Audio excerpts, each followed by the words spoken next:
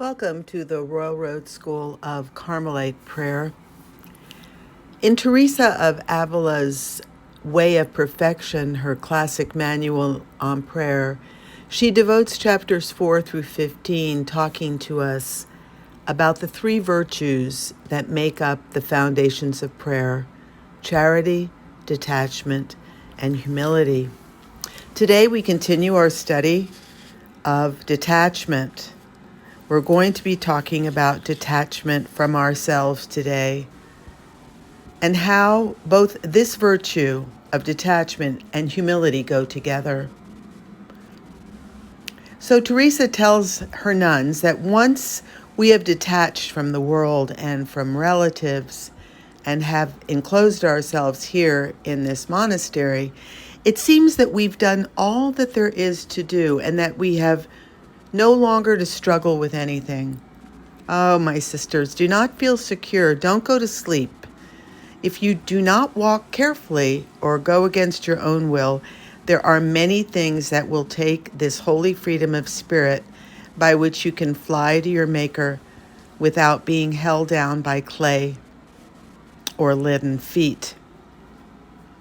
A great aid to going against your own will is to always remember that everything is vanity. All is vanity, and how quickly things come to an end. This helps us to remove our attachment to trivia and to focus on the eternal. This practice greatly strengthens the soul. When we feel ourselves becoming attached to something, we should strive to bring our thoughts back to God. He has done us a great favor because in this house, most of the work of detachment has been done. But turning against ourselves is difficult because we live so close together and we really love ourselves very much. The virtues of true humility and detachment seem to go together. They're like inseparable sisters. Embrace them, love them, and never be seen without them. They are the sovereign virtues, humility and detachment. They deliver us from all snares and all entanglements laid by the devil, so loved by our teacher Christ. Whoever has them can fight against the whole world. Such a person fears no one, for his is the kingdom of heaven. He doesn't care if he loses everything. He only fears displeasing God, and he begs God to sustain him in these virtues. These virtues tend to hide themselves from the person who has them. He strives to obtain them and gradually perfects them within himself. These virtues are at once recognized by those who deal with him.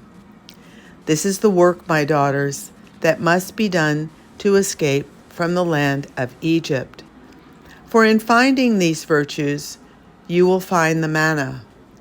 All these will taste good to you. However bad something may taste to the worldly, you will find it very sweet. We must strive to be free from the love of our bodies, for some of us are lovers of comfort. We are also very fond of our health. Be determined, sisters, that you came to die for Christ, not to live comfortably for him. A nun will strive to care for her health in order to observe the rule. But then she dies without ever having kept the rule for so much as a month, nor perhaps even a day. Well, I don't really know why we've come here. I find for myself that the Lord wishes that I'm sick. At least in my case, he granted me a great mercy in my being sick. For since I would have looked after my comfort anyway, he desired that there be at least a reason for my doing so. There are persons who put themselves through torment doing penance, and then they subsequently imagine that the penance did them harm. Now they fear penance, and don't worry, don't carry out what the order commands. We don't keep some very ordinary things of the rule, such as silence. Silence is not going to harm us. Hardly does our head begin to ache, then we stop going to choir, and that won't kill us either. And we think we aren't obliged to do anything since we ask permission. You will ask why the prioress gives the permission. Well, she has a scruple. She's afraid that she might fail in charity. She would rather you fail than she herself fail. Oh, God, help me. This complaining among nuns, I fear it has already become a custom. If the devil begins to frighten us about losing our health, we shall never do anything. May the Lord give us the light to be right about everything.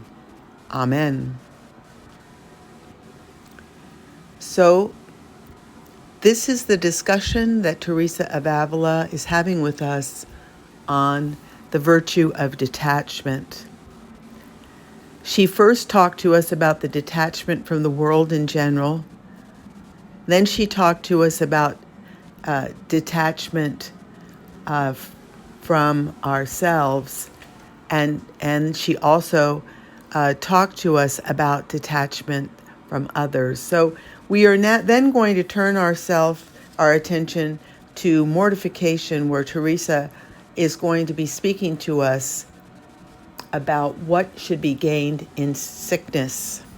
So I hope this study of the virtues that make up the foundations of prayer have helped you, and may God bless you.